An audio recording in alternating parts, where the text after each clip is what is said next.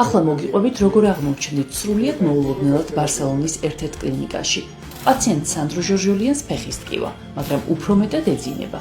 სანამ საავადმყოფოს მიმღებში ჩვენს რიგს ველოდებით, დაზარალებულს მამა ამშვიდებს.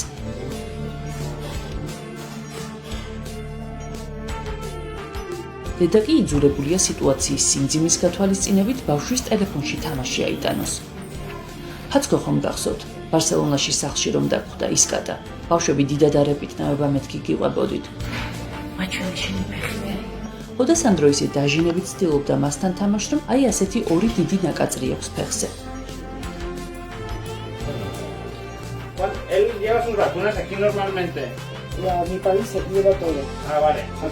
ჭრილობა კი უნიშნელოა, თუმცა მე როგორც ტიპურმა ქართველმა დედამ ბავშვი აცრის გასაკეთებლად მაშინვე საავადმყოფოში გავაქანე.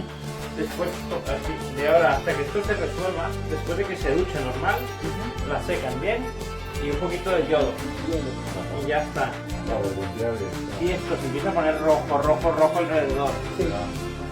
მორიგე ექიმმა ჭრილობა დაათვალიერა, დაამუშავა, რამდენიმე მითითებაც მოგცა და წარმოიდგინეთ ჩემი გაოცება, როცა გავიგე, რომ ცხოველის ნაკბენი და ნაკაწრი ესპანეთში ცოფის გავრცელების რისკს აღარ უკავშირდება და აქედან გამომდინარე ვაქცინაციის საჭიროება უბრალოდ არ არსებობს.